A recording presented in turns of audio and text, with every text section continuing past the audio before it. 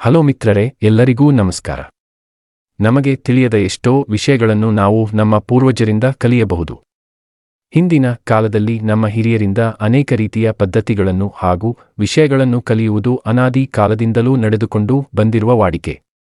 ಆದರೂ ಕೆಲವು ತಪ್ಪುಗಳಿಂದಾಗಿ ನಾವು ಇಂದಿಗೂ ಅವುಗಳನ್ನು ಅಳವಡಿಸಿಕೊಳ್ಳಲು ಸಾಧ್ಯವಾಗುತ್ತಿಲ್ಲ. ಇಲ್ಲಿ ಪ್ರತಿಯೊಬ್ಬ ಸ್ತ್ರೀ ಮತ್ತು ಪುರುಷನಿಗೆ ಉಪಯುಕ್ತವಾಗುವ ಒಂದು ಪ್ರಮುಖ ವಿಷಯದ ಬಗ್ಗೆ ತಿಳಿದುಕೊಳ್ಳೋಣ.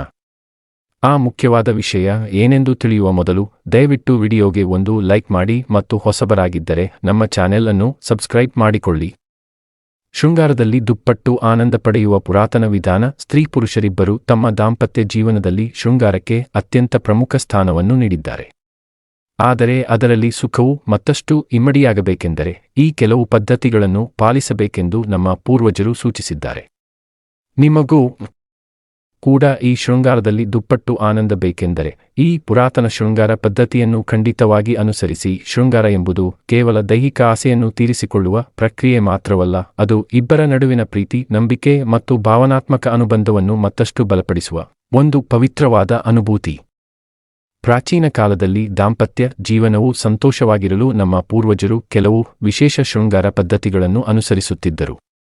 ಇವು ಇಂದಿಗೂ ಆ ಬಂಧವನ್ನು ಮತ್ತಷ್ಟು ಗಟ್ಟಿಗೊಳಿಸುವ ಶಕ್ತಿಯನ್ನು ಹೊಂದಿವೆ. ಮಾನಸಿಕ ಸಾಮೀಪ್ಯ ಮತ್ತು ಪ್ರಶಾಂತ ವಾತಾವರಣ. ಪುರಾತನ ಶೃಂಗಾರ ವಿಧಾನಗಳ ಪ್ರಕಾರ ಶೃಂಗಾರ ಎಂಬುದು ಒಮ್ಮಿಂದೊಮ್ಮೆಲೆ ಪ್ರಾರಂಭಿಸುವಂಥದ್ದಲ್ಲ. ಮೊದಲನೆಯದಾಗಿ ಸಂಗಾತಿಯೊಂದಿಗೆ ಸಮಯ ಕಳೆಯುವುದು, ಪ್ರೀತಿಯಿಂದ ಮಾತನಾಡುವುದು ಮತ್ತು ವಾತ್ಸಲ್ಯವನ್ನು ವ್ಯಕ್ತಪಡಿಸುವುದು ಬಹಳ ಮುಖ್ಯ ಎಂದು ಹೇಳಲಾಗಿದೆ. ಈ ಸಮಯದಲ್ಲಿ ಒಬ್ಬರನ್ನೊಬ್ಬರು ಅರ್ಥಮಾಡಿಕೊಳ್ಳುವ ಪ್ರಯತ್ನ ಮಾಡಿದಾಗ ಮನಸ್ಸಿನಲ್ಲಿ ಸಾಮೀಪ್ಯ ಹೆಚ್ಚುತ್ತದೆ. ಈ ಭಾವನಾತ್ಮಕ ಅನುಬಂಧವೇ ಶೃಂಗಾರದ ಆನಂದವನ್ನು ದುಪ್ಪಟ್ಟು ಮಾಡುತ್ತದೆ. ಹಾಗೆಯೇ ಪ್ರಶಾಂತವಾದ ವಾತಾವರಣ ಕೂಡ ಈ ಸಮಯದಲ್ಲಿ ಬಹಳ ಪ್ರಮುಖ ಪಾತ್ರ ವಹಿಸುತ್ತದೆ. ಹಾಗಾಗಿ ನೀವು ಕೇವಲ ಒಬ್ಬರನ್ನೊಬ್ಬರು ಅರ್ಥಮಾಡಿಕೊಂಡರೆ ಮಾತ್ರ ಸಾಲದು. ನಿಮ್ಮ ಸುತ್ತಲಿನ ವಾತಾವರಣ ಕೂಡ ನಿಮಗೆ ಅನುಕೂಲಕರವಾಗಿ ಮತ್ತು ಪ್ರಶಾಂತವಾಗಿರಬೇಕು. ಆಗ ಮಾತ್ರ ನೀವು ಅಂದುಕೊಂಡಂತೆ ಆ ಕಾರ್ಯದಲ್ಲಿ ಇಬ್ಬರೂ ತೃಪ್ತರಾಗುತ್ತೀರಿ. ಇಲ್ಲದಿದ್ದರೆ ಅದು ಅತೃಪ್ತಿಯಿಂದಲೇ ಕೊನೆಗೊಳ್ಳುತ್ತದೆ. ಸಹನೆ ಮತ್ತು ಪರಸ್ಪರ ಗೌರವದ ಪ್ರಾಮುಖ್ಯತೆ. ಈ ಆನಂದವು ಇಡೀ ದಿನ ತೃಪ್ತಿಯನ್ನು ನೀಡಬೇಕೆಂದರೆ ಆತುರ, ಒತ್ತಡ ಅಥವಾ ಆಯಾಸ ಇರುವ ಸಮಯದಲ್ಲಿರದೆ ಇಬ್ಬರೂ ಮಾನಸಿಕವಾಗಿ ಪ್ರಶಾಂತವಾಗಿರುವಾಗ ಹತ್ತಿರವಾದರೆ ಆ ಅನುಭೂತಿ ಮತ್ತಷ್ಟು ನೈಸರ್ಗಿಕವಾಗಿರುತ್ತದೆ. ಆದ್ದರಿಂದ ಈ ಕಾರ್ಯಕ್ಕಾಗಿ ನಿಮಗೆ ಅನುಕೂಲಕರವಾದ ಸಮಯವನ್ನು ಮೀಸಲಿಡುವುದು ಬಹಳ ಮುಖ್ಯ. ಪುರಾತನ ಗ್ರಂಥಗಳಲ್ಲಿ ಸಂಗಾತಿಯ ಭಾವನೆಗಳನ್ನು ಗೌರವಿಸುವುದು ಮತ್ತು ಅವರ ಇಷ್ಟಗಳನ್ನು ಗುರುತಿಸುವುದೇ ನಿಜವಾದ ಶೃಂಗಾರದ ರಹಸ್ಯ ಎಂದು ಉಲ್ಲೇಖಿಸಲಾಗಿದೆ. ಮತ್ತೊಂದು ಮುಖ್ಯವಾದ ವಿಷಯವೆಂದರೆ ಸಹನೆ. ನಿಧಾನವಾಗಿ ಪ್ರೀತಿಯನ್ನು ವ್ಯಕ್ತಪಡಿಸುವುದು ಮತ್ತು ಸಂಗಾತಿಗೆ ಕಂಫರ್ಟ್ ಅನ್ನಿಸುವಂತೆ ನಡೆದುಕೊಳ್ಳುವುದರಿಂದ ಕೇವಲ ದೇಹ ಮಾತ್ರವಲ್ಲ, ಮನಸ್ಸು ಕೂಡ ಸ್ಪಂದಿಸುತ್ತದೆ.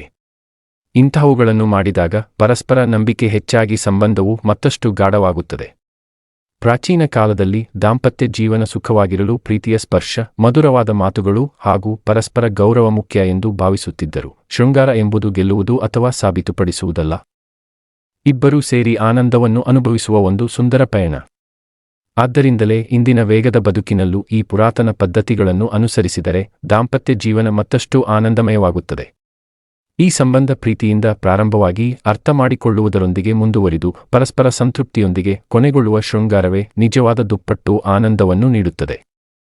ಈ ಒತ್ತಡದ ಜೀವನದಲ್ಲಿ ನಮ್ಮ ಪೂರ್ವಜರು ಪಾಲಿಸಿದ ಪದ್ಧತಿಗಳನ್ನು ಚಾಚೂ ತಪ್ಪದೆ ಪಾಲಿಸಿದರೆ ಶೃಂಗಾರದಲ್ಲಿ ಇಬ್ಬರೂ ದುಪ್ಪಟ್ಟು ಆನಂದವನ್ನು ಪಡೆಯುತ್ತಾರಂತೆ. ಮಿತ್ರರೇ, ಈ ವಿಡಿಯೋ ನಿಮಗೆ ಇಷ್ಟವಾದಲ್ಲಿ ದಯವಿಟ್ಟು ಒಂದು ಲೈಕ್ ಮಾಡಿ. ಹಾಗೆಯೇ ಇಂತಹ ಮತ್ತಷ್ಟು ಆಸಕ್ತಿದಾಯಕ ವಿಡಿಯೋಗಳಿಗಾಗಿ ನಮ್ಮ ಚಾನೆಲ್ ಅನ್ನು ಸಬ್ಸ್ಕ್ರೈಬ್ ಮಾಡಿ. ಧನ್ಯವಾದಗಳು.